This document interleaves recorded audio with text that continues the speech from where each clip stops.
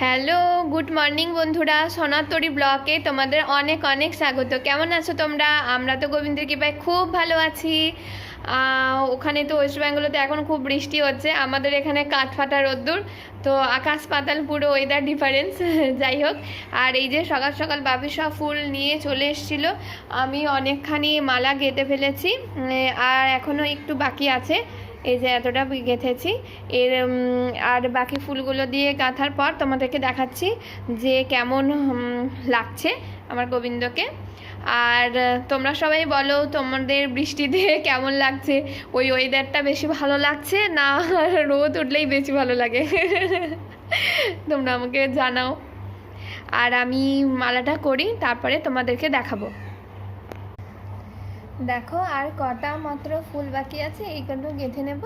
আর এইটা হচ্ছে মালার লকেটে দেবো। তুলসী পাতা, আজকে অনেকগুলো তুলসী পাতা আমার ছিল, তো আমি প্রতিদিন তুলসী পাতা তুলি না, কারণ হচ্ছে যে এমনিতেই রবিবার, তারপরে একাদশী, তারপর বৃহস্পতিবার এগুলো তুলতে নিই, তো আমার অনেকটা করে তোলা থাকে, যেহেতু আমার তুলসী পাতাটা বেশি লাগে, সেই জন্য আমি প্যাকেটে ভালো করে তুলসী পাতাটা ধুয়ে পলিথিনে রেখে দিই, এতে অনেক দিন থাকে।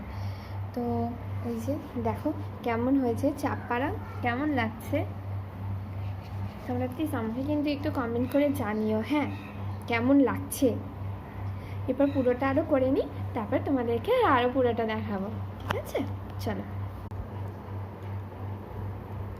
এই দেখো বন্ধুরা, মালাটা বানানো একদম রেডি। এই যে তুলসী পাতা লকেট, কেমন হয়েছে বলো? ভালো হয়েছে না চাপপাড়া?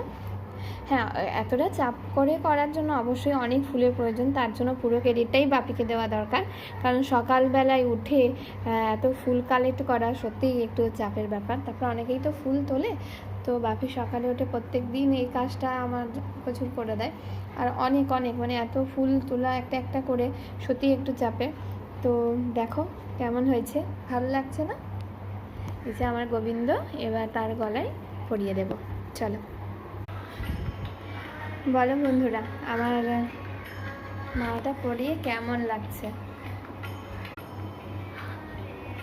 কেমন লাগছে দেখো।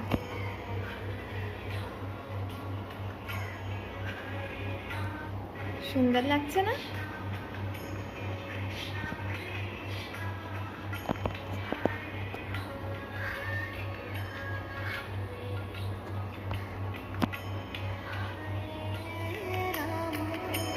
কেমন লাগছে তোমরা কিন্তু অবশ্যই অবশ্যই আমাকে কমেন্ট করে জানাবে। আর